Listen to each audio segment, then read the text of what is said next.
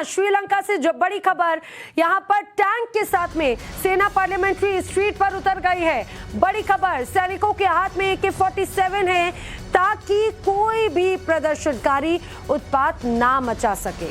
आर्थिक संकट से जूझ रहे श्रीलंका में हालात दिन ब दिन बिगड़ते हुए नजर आते हैं। श्रीलंका के लोगों में भारी नाराजगी है जो कल भी देखने को मिली थी। प्रदर्शनकारी लगातार हंगामा कर रहे हैं, लगातार प्रदर्शन कर रहे हैं, हिंसक झड़पें भी सामने आ रही हैं। अब ये तस्वीर देखिए, सेना ने मोर्चा संभाला है, लगातार हम सेना को देख रहे हैं। अब सड़कों पर सेना सड़कों पर है और अब जो टैंक हैं वो श्रीलंका की सड़कों पर दौड़ते हुए नजर आ रहे हैं। उस पर सवार है श्रीलंका की आर्मी।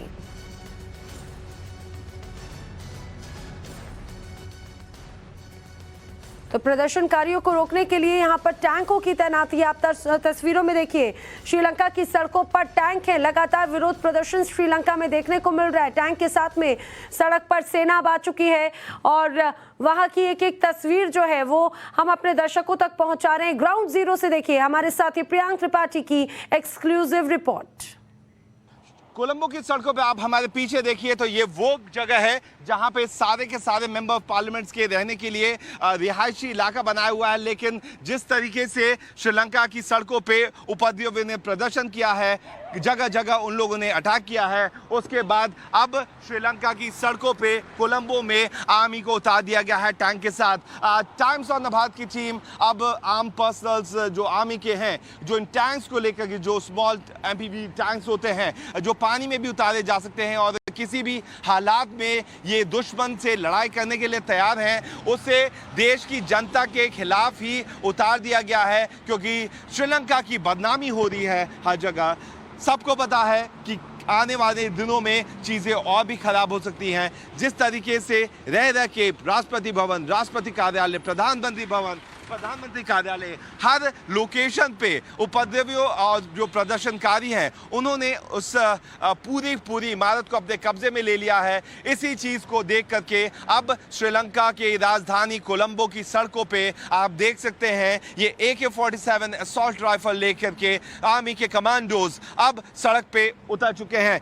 काफ़ी ज़्यादा ड्रामेटिक विजुअल्स हम कहेंगे इसको, जो सड़क पे देश की राजधानी में अब यहाँ पे आर्मी के टैंक को उतारा गया है। ये पेट्रोलिंग हो रही है। ये संसद का वो इलाका है जहाँ पे कल प्रदर्शनकारियों ने पूरी शाम को कोशिश की कि प्रधानमंत्री का जो कार्यालय है उसके बाद इस जगह को भी जो इनका जो पार्लियामेंट है उसको भी अपने कब्जे में ले ले, लेकिन स्पीकर के घर और पार्लियामेंट तक ये प्रदर्शनकारी नहीं पहुंच पाए। और आप इन तस्वीरों में देख सकते हैं टाइम्स ऑफ नवभारत का जो क्रू है वो इन आर्म पर्सनल के साथ, आर्मी के जवानों के साथ श्रीलंका की सड़कों पे है ताकि आने वाले दिनों में किसी भी तरह की अनहोनी ना हो सके। तस्वीरों में हम आपको वापस दिखाएंगे। ये वो इलाका है जो यहाँ का काफ़ी ज़्यादा VVIP इलाका माना जाता है। इसी इलाके में जितने भी मेंबर ऑफ पार्लियामेंट्स हैं उनको रिहाइश दी गई है, उनके घर बने हुए हैं ताकि उनको सुरक्षित रखा जा सके।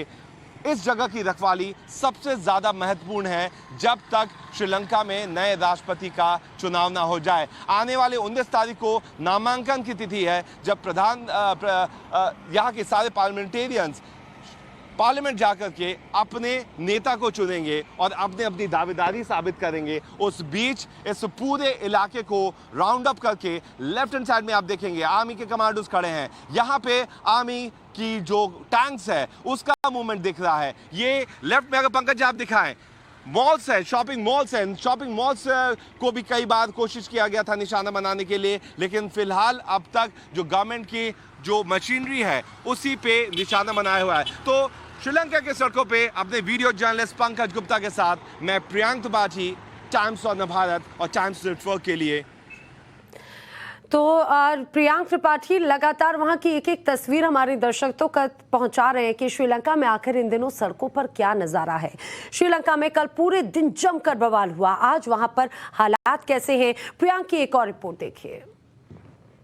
श्रीलंका में प्रदर्शनकारियों और पुलिस और आर्मी के बीच में झड़प का सिलसिला अब थमता नहीं नजर आ रहा है। देर रात आर्मी पर्सनल्स और प्रदर्शनकारियों के बीच में पार्लियामेंट के बाहर झड़प हुई क्योंकि प्रदर्शनकारियों ने पहले ही प्रधानमंत्री आवास और प्रधानमंत्री कार्यालय के अलावा राष्ट्रपति के आवास और कार्यालय को अपने कब्जे में कर रखा है। ये राष्ट्रपति का कार्यालय है जिसे यहाँ प्रेसिडेंट सेक्रेटेरिएट कहते हैं, जहाँ पे प्रदर्शनकारी शनिवार से ही डटे हुए हैं। वहीं इस बीच श्रीलंका की हालात देखते हुए इंटरनेशनल कमेटी भी सामने आ गई है। यूनाइटेड नेशंस का कहना है कि जिस तरीके से श्रीलंका में इश्यूज चल रहे हैं उसके रूट कॉज को सॉल्व करना चाहिए।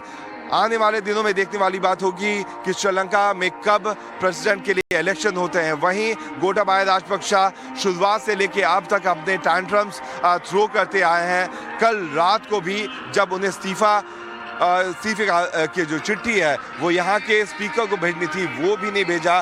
गोटाबाया का कहना था कि मुझे मालदीव से सिंगापुर भेजा जाए और वो सिंगापुर की एयरलाइन से नहीं जाएंगे, उन्हें एक प्राइवेट जेट चाहिए था। तकरीबन 12:55 का समय था जब गोटाबाया को मालदीव की राजधानी माले से निकलना था, लेकिन वो वहाँ से नहीं निकले। इस बीच रणिल विक्रमसिंघे जो यहाँ के इंटरिम प्रेसिडेंट है वो भी काफ़ी ज़्यादा लोग जनता की तरफ से गुस्से का सामना करना पड़ रहा है उन्हें, क्योंकि वो पिछले कुछ दिनों में जिस तरीके से गोटाबाया राजपक्षा और राजपक्षा परिवार के करीब आए, इसको लेकर के जनता में रोष काफ़ी ज़्यादा है। आज आने वाले कुछ घंटों में उम्मीद ये है कि प्रदर्शनकारी एक बार वापस जो पार्लियामेंट है उसका घेराव करेंगे और पार्लियामेंट को भी अपने कब्जे में लेने की कोशिश कर सकते हैं। श्रीलंका की राजधानी कोलंबो से मैं प्रियांक तिवारी, वीडियो जर्नलिस्ट पंकज गुप्ता के साथ टाइम्स ऑन नेटवर्क के लिए।